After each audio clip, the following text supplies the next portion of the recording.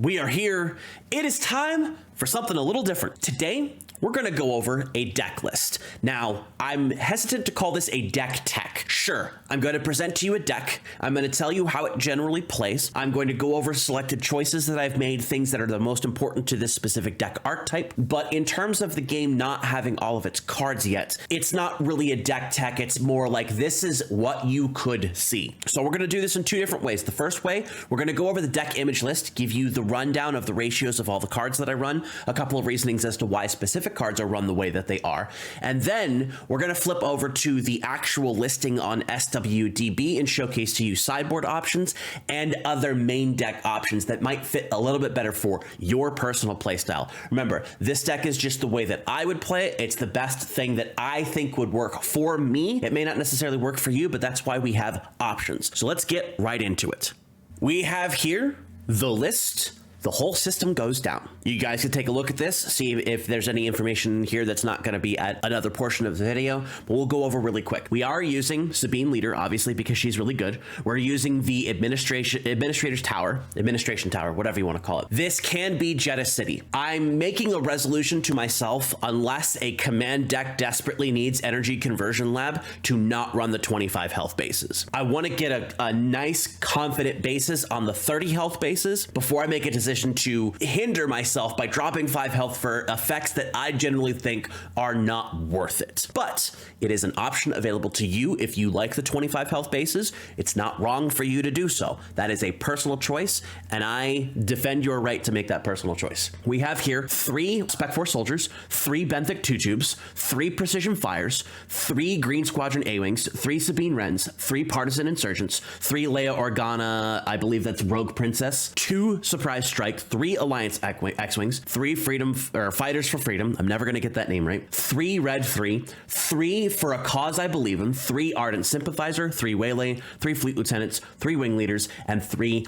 K2SOs. Sabine Wren's whole goal is to attack. You want to always be attacking. Attacks, right? There are, at minimum, 3 cards that I think should be in every single Sabine Wren deck. Again, this is just my personal belief, but I think it holds a strong sway as well. Those 3 cards are Green Squadron A-Wing, Red 3, and Fighters for Freedom. There are people who don't play Fighters for Freedom because of its specific aggression cost requirement for its additional ability. But if you run enough aggression cards, you can look, I've got 1, 2, 3, 4, 5, 6, 7, 8, 9, 10, 11 silos of red cards, leading up to a total of 33 cards. You should be able to hit a few reds throughout the game if you can get this Fighters for Freedom on the board round 2. Red 3 gives all of your heroism units raid 1, and Green Squadron A-Wing has raid 2 on its own, so the combination of these 2 cards means this thing's coming out for 4 damage when it's able to attack, plus these other red cards amplify or are amplified by your other red card strategies. Now, in terms of Sabine's secondary aspect, Cunning I think is going to be the best option for it,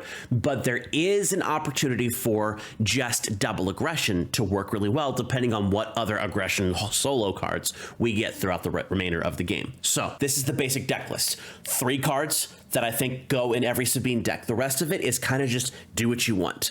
Let's take a look at the view deck section so we can see the whole list in the actual text style and also check out the sideboard.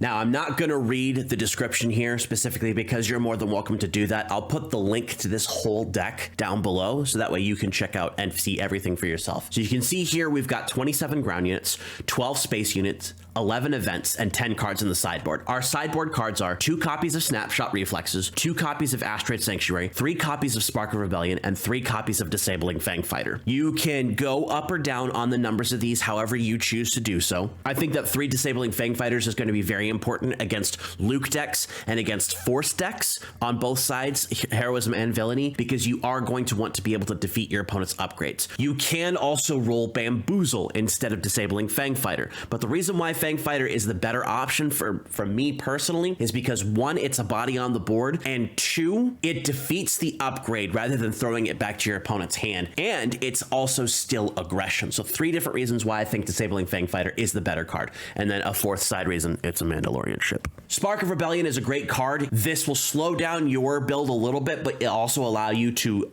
see what your opponent has in their hand, and also discard the most important card from that. We went over that during the preview for this card specifically. I think it's a good card to run on the sideboard. I don't know necessarily that it's the best card to run in the main board. Asteroid Sanctuary, again, if you need to slow down your opponent and protect your field a little bit, most of everything you have is 3 cost or less except for K2SO. So everything's something on your board is going to take a shield. Then we also have Snapshot Reflexes, which the idea behind it is that you play it, you get a permanent upgrade on your character, an experience token as it were, and an attack, all for one specific action, which is why I think it's really good. Why not 3 Surprise Strike? Surprise Strike is a great card, fantastic card. It is not heroism and it is not aggression, so it does not mesh with several cards in this deck that require aggression cards or heroism cards. If you want to run 3 Surprise Strikes, please run 3 Surprise Strikes. It's not a bad thing, this is just my personal choice. Why 3 Precision Fire instead of something, say, like Shoot First or any of the other, or Open Fire, any of the other removal style cards? Well, Precision Strike does the removal just as good as Open Fire if you have a trooper on the board, because you can bypass shields, you can bypass sentinels and target down something that you don't want to have your opponent use for 1, which effectively, since every card in this deck except for I think 2 are troopers, 3. K2SO is not a trooper, Leia is not a trooper, and Sabine is not a trooper, but Benthic, Spec Force Soldier, Partisan Insurgent, Ardent Sympathizer, Fighters for Freedom, and Fleet Lieutenant are all troopers, and they are all going to be at least minimum 4 power from Precision Fire, so you're dealing the 4 damage anyway. It's not a huge deal. Yes, you might lose your units. Yes, it might be a multi-card trade, but you have enough cards in your deck and enough gas to just go.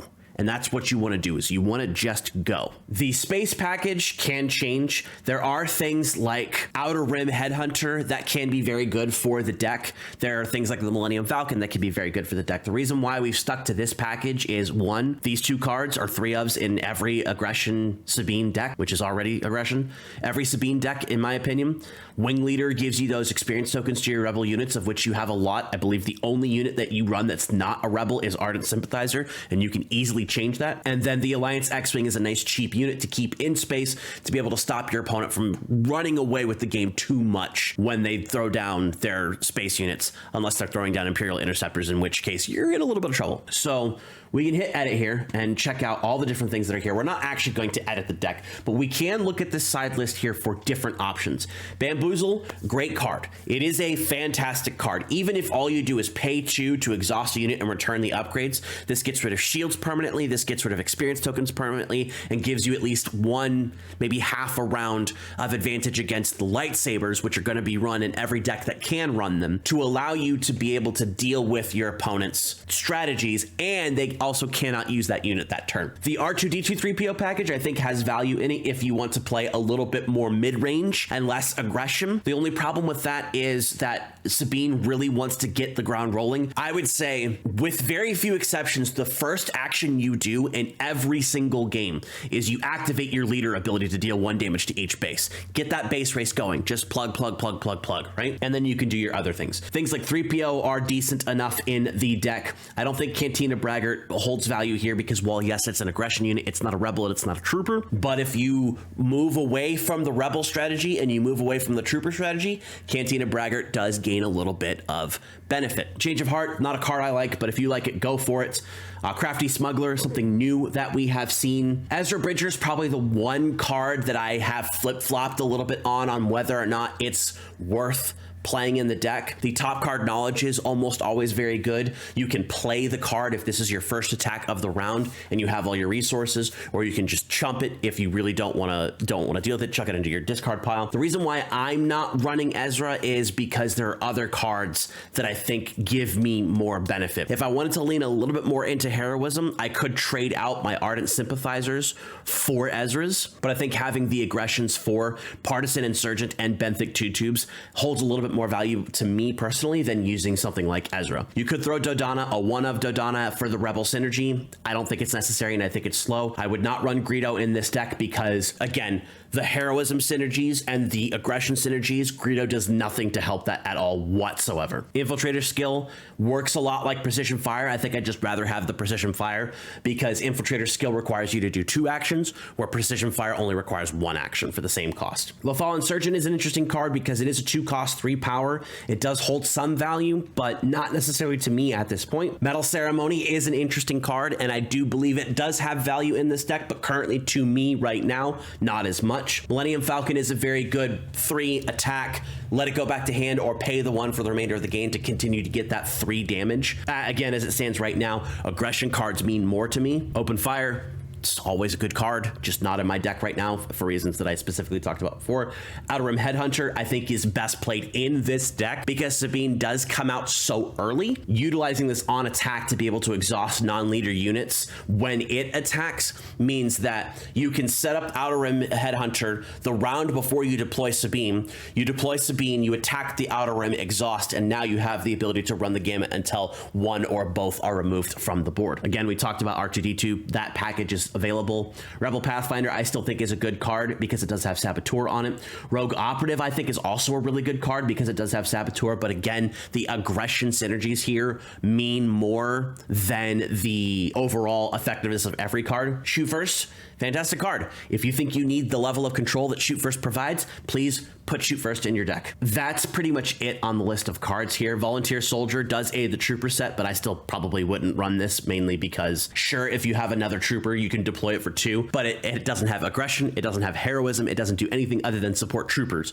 So if you want Troopers, there you go. But that's effectively the way that this deck is run in terms of what I run for units, what I run for events, and what I have for my sideboard.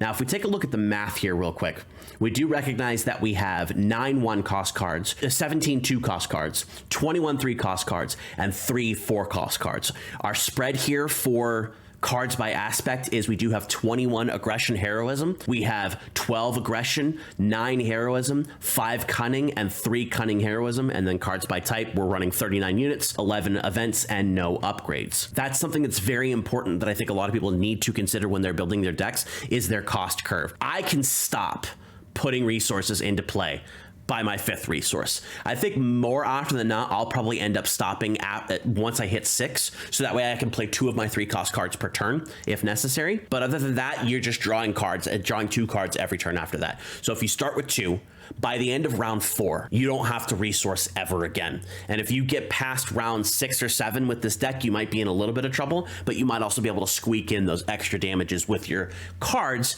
that are genuinely coming in. They're not going to come into play ready or be able to ambush or anything, but on the next round, if they're not wiped out, you're attacking for 4 damage, 5 damage, 6 damage, depending on if Red 3 is on the board with the extra raid, if Benthic 2 Tubes is on the board with the extra raid, or if the Partisan Insurgent is on the board with another aggression unit also giving it raid. I think that the way this deck is built currently, for me, it's the best method of being able to play this. There are some things that I could choose to work around with. I'm actually debating if Sabine is even worth running at 2 costs. Sure, whenever she attacks, she's going to be dealing at least 3 damage to the opponent's base, but she has 3 health, and she doesn't get the protection because there are no other specters in the deck. Leia, I go off and on, but I think her exhaustion ability is definitely the way that you go for being able to deal with your opponent's units. I've had several experiences where my opponent has a big beefy unit. I play Leia, they can no longer attack with the unit that turn, and all I did was basically pay for 2 cost, 2 health units to be able to keep that unit, that opposing unit, exhausted.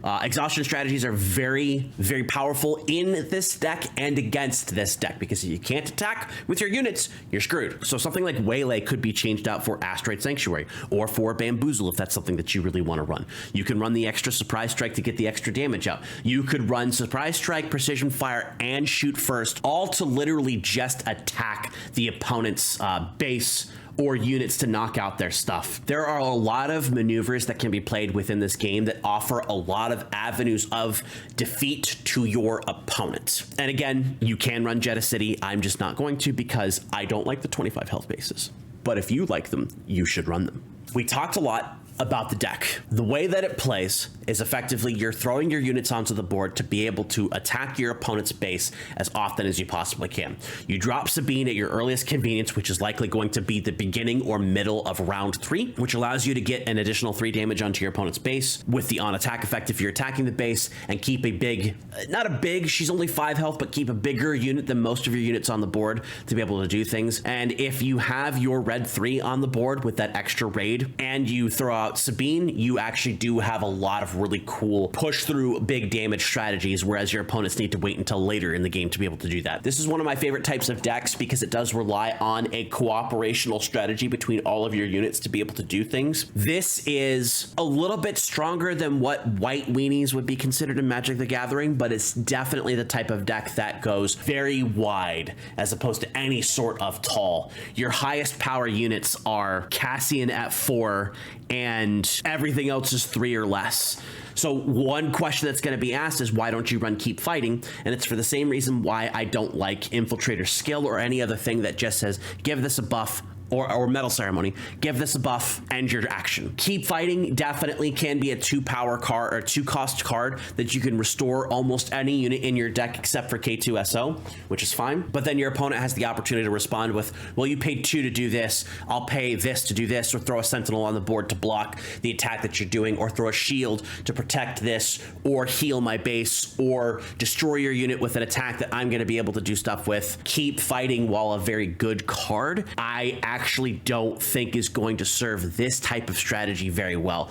Grand Inquisitor strategy of refreshing your units, I think that's actually going to be really helpful. If you can get something like that on 5th Brother without the lightsaber, you can definitely continue to keep fighting. But for this Sabine deck specifically, it's just not in the cards. I hope you all enjoyed this video as much as I did making it. It is a departure from my normal things. I have talked about decks in the past, but I think this system is how I'm going to go with for deck builds. We'll call them deck builds, not deck techs, for the way that I choose to play decks in the game, and maybe you could take a couple of tips from that, or even just wholesale play the deck itself. SWDB does have a nice functionality that you can click a force table button and play against the AI controlled game on force table, and then also there are the DEC formats and the JSON formats which allow you to utilize these decks in TTS mods. So you can just import it right in and your deck is ready to go. Both of those are fantastic ways of testing out your decks. Force table against the AI, TTS against people you know or people you don't know in the Star Wars Unlimited Discord. Check it out, play it for yourself. Take ideas, do whatever's necessary, modify it to yourself. If you think you have a modification that works really well for you, throw that in the comments below. We have a Sabine Cunning thread over in the Discord that's called No Sleep Till Brooklyn, which was done specifically by Banana Crapshoot. He was the first person to put that on the Discord. So that's where we've been talking mostly about our Aggression Cunning builds for Sabine, and you can see a lot of people having different builds in there. So I hope you enjoyed this video as much as I did making it for you. Like and comment on the video. Go check out one of my other videos that I've done about all the different previews, or revisit my Ezra preview, which I will link in the description below, and all of that will help me. Subscribe to the channel. Follow me on all my socials at RybackStun, pretty much everywhere. Thank you very much for joining me. I hope you all enjoyed this format. I'm gonna try to help people learn what is good about the game, what is not necessarily good about the game, and what options are available to make the best deck for the person playing the deck, rather than what is perceived as the best deck ever. So thank you for joining me, and as always, I will see you in the stars.